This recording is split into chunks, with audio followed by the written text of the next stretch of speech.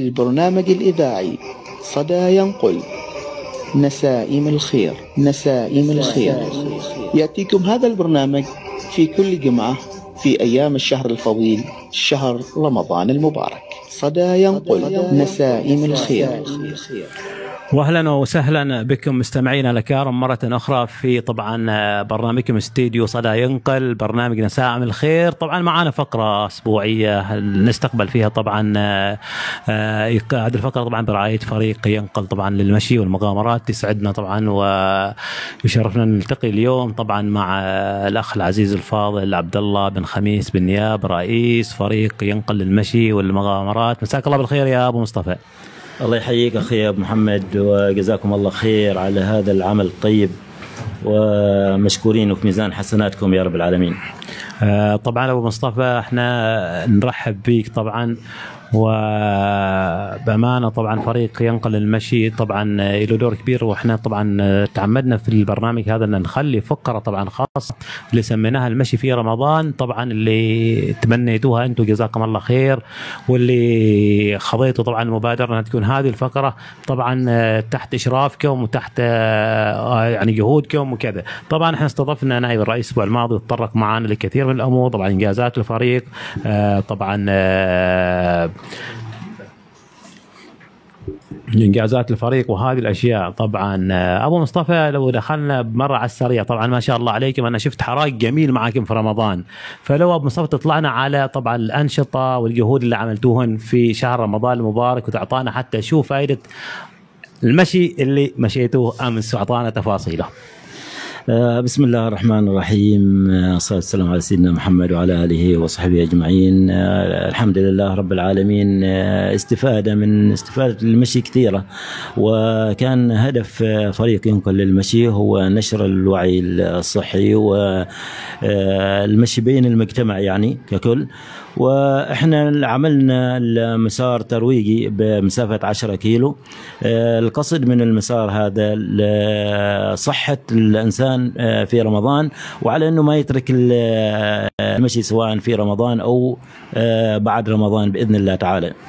ما شاء الله طبعا عليكم ابو مصطفى. انا بامانه يعني اللي شفته امس طبعا ما شاء الله عليكم، اكثر شفت يمكن الفئه الكبيره اللي تمشي معاكم كانوا من كبار السن، واللي طبعا اعمارهم ما شاء الله يعني تتراوح يمكن ما بين ال40 وال60 و70 سنه. هذا شفته ودائما يعني الاحظ. فممكن ابو مصطفى ايش المحفز، يعني ايش المحفز اللي يخلي هذه الناس واللي انتم اكيد قاسين تستهدفوهم خاصه في شهر رمضان، فبعرف يعني ايش الحافز اللي تعطوه لهذه الناس، والمسافه كيف تقدرون تقنعوهم بالمسافه بهذه الاشياء اللي بامانه يعني تخليهم يتشجعوا انهم بامانه يمشوا مسافات 10 كيلو و12 كيلو بدون ما يحسوا باي تعب باي جهد. وبمناسبه امس كنت جالس مع واحد فيهم قال انا لما امشي وحدي لو امشي كيلو ولا كيلوين احس بتعب بامانه يعني، فيقول لما امشي مع الفريق احس لو نمشي. فممكن يعني تنورنا لهذا الموضوع، ممكن يعني الناس تريد تعرف يعني هذا السر هذا الموضوع. جزاك الله خير أخي أبو محمد على هذا السؤال، سؤال ممتاز. الحقيقة إحنا معانا كبار السن من 80 سنة وفما دون، نعم، ومتوسط الأعمار كذلك. التوافق بين المسافات الطويلة والمسافات القصيرة، نعم. أولا خلني أنتهز الفرصة وأوجه كلمة شكر وتقدير لفريق التخطيط والاستكشاف اللي كان سابقا اسمه فريق التدريب والتخطيط، الآن فريق التخطيط والاستكشاف. هذه الشباب جزاهم الله خير. هذا طبعا بعد ما حدثوا الإدارة، بعد ما حدثنا الإدارة، نعم، وجزاهم الله خير. هذا الناس يعني قائمين بدور كبير في تحفز الشباب ورفع من معنويتهم ورفع من لياقتهم البدنية. جزاهم الله خير. أخي محمد، أخي أبو محمد، طبعا إحنا لو تلاحظ كبار السن، نعم، هم دائما في المقدمة. هذا يجي من التحفز ومن المسابقات اللي هي التحدي النفسي. احنا معانا تحدي نفسك، نعم، شهريا نمشي مسافة 250 كيلو متر في خلال أقل من شهر. ما شاء الله. تجد كبار السن ما شاء الله تبارك الرحمن في خلال 15 يوم عادوا منجزين المسافة هذه بأكملها. التمارين الأسبوعية، تمارين اليومية اللي مستمرين عليها شباب الفريق وأعضاء الفريق، هذه هي اللي ترفع من معنويتهم، وهذه اللي هي ترفع من من اللياقة البدنية، كذلك تغيير المسارات. أنت اليوم مشيت في هذا المسار، نعم. باكر تغير المسار الثاني بحيث أنك ترتاح من المسار وتغير نفسيا إلى مسار آخر، وهذا كله بجهود فريق التخطيط والاستكشاف. جزاكم الله خير. نعم أبو مصطفى، بس بأمانة يعني جزاكم الله خير على جهودكم. بس يعني في سؤال حتى يعني أنا سألوني فيه الحين بعض المستمعين يسألوا يعني هل في فرق يعني بين برنامج المشي في رمضان وبرنامج المشي طبعا في الأيام العادية؟ زين مثل ما تعرف يعني يمكن كثير من الناس الله يعطيهم الصحة والعافية والله يشافيهم ويعافيهم عندهم طبعا سكر وأمراض كذا مزمنة وهكذا، يعني هل يعني أنتم تحطوا تراعوا هذه الأشياء؟ نفس الحاجة طبعا السؤال اللي كان يعني المشي في رمضان يفرق عن المشي في الأيام العادية. ففي سؤال من أحد المتابعين يعني الحين يراسلني على طبعا البرنامج. نعم أخي أبو محمد، طبعا المشي في رمضان يختلف نهائيا عن المشي في الأيام الأخرى. في رمضان أنا صراحة من الناس اللي ما تشجع المشي في رمضان. أول شيء مشي الصباح، ثاني شيء قبل الإفطار. نعم. وما يقول إحنا بنمشي قبل الإفطار ساعتين أو ساعة، فأنا ما أشجع لذلك، وخاصة الناس اللي هم يعانوا من أمراض المزمنة. نعم. المشي في رمضان له وقت معين، يعني أنت تقدر تقول من الساعة 9:15 بعد صلاة التراويح بإمكانك أن تمشي، حتى لو مشيت 10 كيلو أو 15 كيلو أنت بتكون بأريحية. نعم. لكن وأنت صايم وعندك الأمراض المزمنة وتمشي، طبعا تفقد سوائل، في نفس الوقت تفقد سعرات حرارية، وأنت عندك السكر ممكن يحصل عندك حبوط حاد وتعرض نفسك للخطر. ما شاء الله طبعا عليكم يا ابو مصطفى. والله احنا ابو مصطفى معانا حلقه طبعا اسبوعيا يكون معانا طبعا من فريق ينقل المشي ينوه في الفقره هذه اللي هي طبعا المشي في رمضان. جهود طيبه ابو مصطفى بامانه جالسين تبذلوها. طبعا احنا بنتطرق طبعا في الحلقات القادمه لكثير من الامور اللي تخص الفريق ان شاء الله وفعالياته والاشياء اللي راح ان شاء الله يقيمها خلال شهر رمضان المبارك، يعني الايام المتبقيه من هذا الشهر الفضيل. طبعا هل في برنامج معاكم طبعا راح تقيموه خلال هذا اليومين؟ في ناس تتساءل هل البرنامج اللي راح تقيموه لو شيء برنامج معاكم مشي في رمضان شيء هل تقتصر على الفريق بس، ولا لو مثلا في ناس ما منتمين للفريق وحبوا يدخلوا معاكم طبعا في مشي في يوم كذا، هل مسموح ولا بس يقتصر على الفريق؟ وهل الموضوع يقتصر على الاهالي بس الولايه ولا ممكن يشاركوكم من كل الولايه؟ طبعا هذا سؤال طبعا. جزاك الله خير أخي أبو محمد. أولا بالنسبة للنشاط اللي يعمله الفريق، طبعا يعمل نشاط على مختصر لأبناء الفريق. والشيء الثاني لو سألتني عن فريق ينقل، هو طبعا الفريق يحمل ولاية ينقل. نعم. والأعضاء اللي منتسبين لهذا الفريق من كل الولاية وليس من مركز المدينة فقط، من كل الولاية. عندنا من الوقبة، عندنا من الفلاق، عندنا من صيا، عندنا من وادي الحريم، من البويردة، من يعني كل ينقل ومناطقها هذا الفريق يضم هذه الفئة الطيبة. ونفس الشيء من أبناء الفرق الرياضية، جميع الفرق الرياضية تلقى لهم أعضاء في هذا الفريق على قلب واحد وعلى تعاون واحد.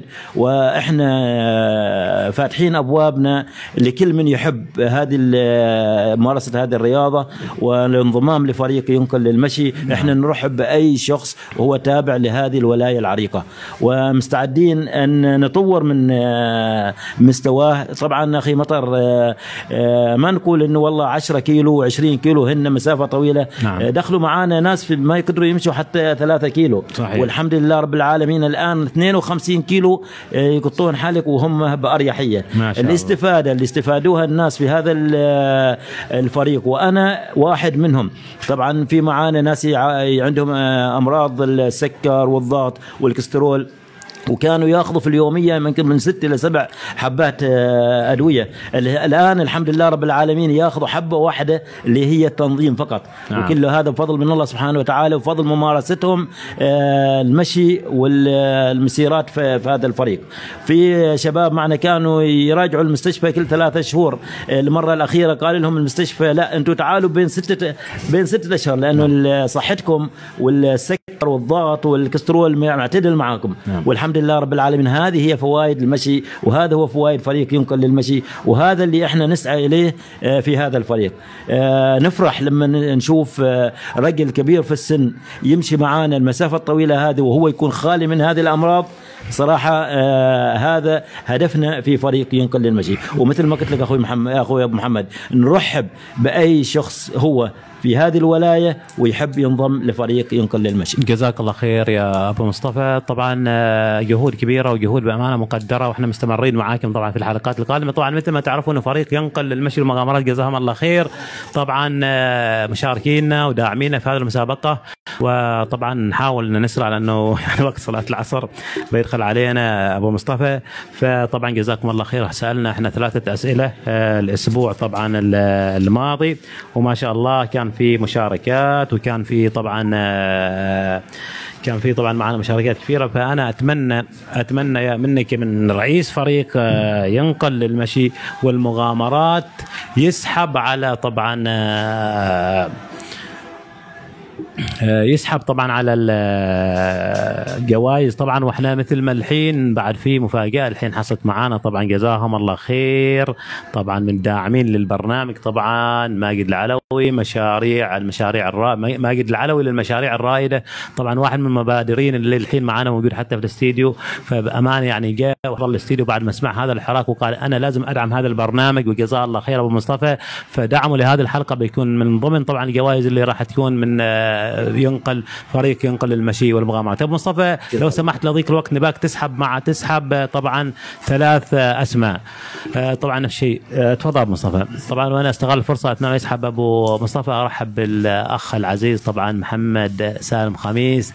الأخ محمد طبعا ما شاء الله المعروف يعني بأمانة في له جهود كبيرة، وإحنا شرفنا طبعا في الاستديو. وإحنا دائما أستاذ محمد نكون طبعا فخورين لما طبعا يشرفنا ناس مثلكم وشرواكم. طبعا الأخ محمد عضو بارز في السبلة العمانية طبعا، وله كثير من المناشط وعضو فعال، وحسب ما أتوقع يمكن يكون ماسك الأنشطة الرياضية في السبلة. فإحنا دائما فخورين في شباب مثلكم وشرواكم. أخي العزيز محمد، وإن شاء الله راح تكون معنا في البرنامج في القريب العاجل بعون الله سبحانه وتعالى. كل الشكر والتقدير لك على وجودك معنا. تفضل يا أبو مصطفى. ما شاء الله تبارك الرحمن. أتوقع أبو عزام له حظ كبير يعني، أو إنه قاري عليه ولا وش؟ طبعا أبو عزام الفائز الأول. طبعا أبو عزام أتوقع أنه مشارك في كل المسابقات ومشارك يعني بأكثر عن بالعكس يعني هذا طبعا حظه. طبعا بالعكس هذا مشاركاتهم، وإحنا بنحث على المشاركات، وهذا إذا دل على شيء يدل على أنه الناس هذه طبعا تشارك في أكثر عن في كل المسابقات بأمانة يعني. أكيد. ألف مبروك يا أبو عزام. طبعا فاز معنا كابتن أبو عزام بالجائزة الأولى اللي قدمها فريق ينقل للمشي والمغامرات. طبعا أستاذي العزيز والكابتن المعروف أبو مصطفى، طبعا كل الشكر والتقدير لك. وراح إن شاء الله نلتقي معاك إن شاء الله في الحلقة القادمة. طبعا راح نطلق الأسئلة فريق ينقل للمشي والمغامرات إن شاء الله في الإعلانات اللي راح تنزل إن شاء الله ابتداء من يوم طبعا الأحد. راح نطلق الأسئلة اللي هم يحضروهن حلنا، واحنا إن شاء الله راح نطلقهن في الإعلانات اللي راح طبعا يجاوبون خلال عندك أسبوع كامل. فراح في أسبوع العيد إن شاء الله نستضيف نفس الشيء واحد من الأخوان طبعا في فريق ينقل للمشي المغامرات. وجزاهم الله خير على الدعم، وجزاكم الله خير على جهودكم أبو مصطفى. واسمح لنا لو ضيق الوقت كنا ممكن نسب معك أكثر وأكثر في الحديث عن فريق ينقل، لكن إن حلقات إن شاء الله مستمرين بعون الله. جزاكم الله خير يا أبو محمد، والله يعطيكم الصحة والعافية يا رب العالمين، جزاء حسناتكم إن شاء الله.